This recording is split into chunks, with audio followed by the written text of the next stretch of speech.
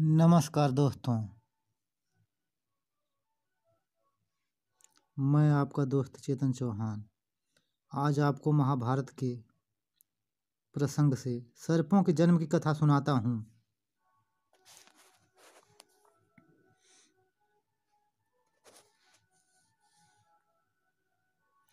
शौनक जी ने प्रश्न किया, सुतनंदन उग्रश्रवा, अब तुम आस्तिक ऋषि की कथा सुनाओ, जिन्होंने जन्मेजय के सर्प सत्र में नागराज तक्षक की रक्षा की थी। तुम्हारे मुंह से की कथा मिठास से भरी हुई और सुंदर होती है। तुम अपने पिता के अनुरूप पुत्र हो, उन्हीं के समान हमें कथा सुनाओ। उग्रश्रवा जी ने कहा, आयुष्मान, मैंने अपने पिता के मुंह से आस्तिक की कथा सुनी है, वहीं आप लोगों को सुनाता हूँ। सतयुग में दक्ष प्रजापति की 2 कन्याएं थीं, कद्र और विनता। उनका विवाह कश्यप ऋषि से हुआ था। कश्यप अपनी धर्म पत्नियों से प्रसन्न होकर बोले, तुम्हारी जो इच्छा हो वर मांग लो। कद्र ने कहा, 1000 समान तेजस्वी नाग मेरे पुत्र हों।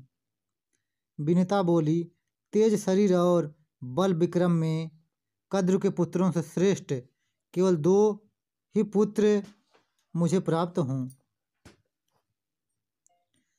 कश्यप जी ने एवं अस्तु कहा। दोनों प्रसन्न हो गईं। सावधानी से गर्भ रक्षा करने की आज्ञा देकर कश्यप जी वन में चले गए। समय आने पर कद्र ने 1000 और विनता ने 2 अंडे दिए। दासियों ने प्रसन्न होकर गर्म बर्तनों में उन्हें रख दिया। 500 वर्ष पूरे होने पर कद्र के 2 तो हजार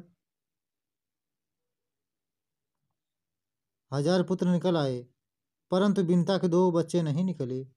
विनता ने अपने हाथों एक अंडा फोड़ डाला।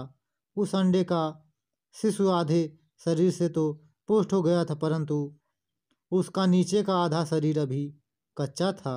नवजात शिशु ने क्रोधित होकर अपनी माता को शाप दिया, माँ, तूने लोभवश मेरे अधूरे शरीर को ही निकाल दिया है।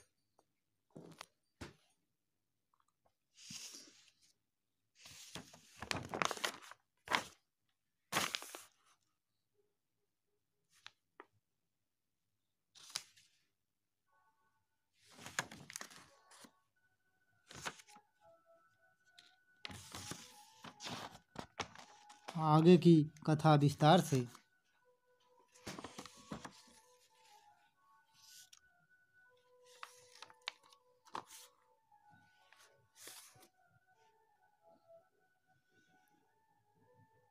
इसलिए तुम अपनी उसी सौत की 500 वर्ष तक दासी रहेगी, जिससे डाह करती है। यदि मेरी तरह तूने दूसरे अंडे को भी फोड़कर उसके बालक को अंगहीन या विकृतांग न किया तो वही तुझे इस शाप से मुक्त करेगा। यदि तेरी ऐसी इच्छा है कि मेरा दूसरा बालक बलवान हो तो धैर्य के साथ 500 वर्ष तक और प्रतीक्षा कर। इस प्रकार शाप देकर वह बालक आकाश में उड़ गया और सूर्य का सारथी बना। प्रातःकालीन लालिमा उसी की झलक है। उस बालक का नाम अरुण हुआ। एक बार कद्र और बिनता दोनों बहनें एक साथ ही घूम रही थीं कि उन्हें पास ही उच्चैःश्रवा नामक घोड़ा दिखाई दिया। यह अश्वरत्न अमृत मंथन के समय उत्पन्न हुआ था और समस्त अश्वों में श्रेष्ठ, बलवान, विजयी, सुंदर, अजर, दिव्य एवं सब शुभ लक्षणों से युक्त था। उसे देखकर वे दोनों आपस में उसका वर्णन करने लगी। शौनक जी ने पूछा, सुतनंदन, देवताओं ने अमृत मंथन किस स्थान पर और क्यों किया था?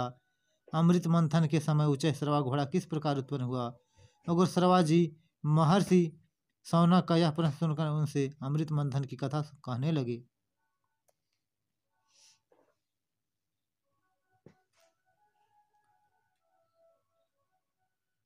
समुद्र मंथन और अमृत आदि की प्राप्ति। इस भाग को दोस्तों हम अगले दिन विस्तार से वर्णन करेंगे। प्लीज़ इस चैनल को सब्सक्राइब और लाइक एवं शेयर करें। आपका दोस्त चेतन चौहान।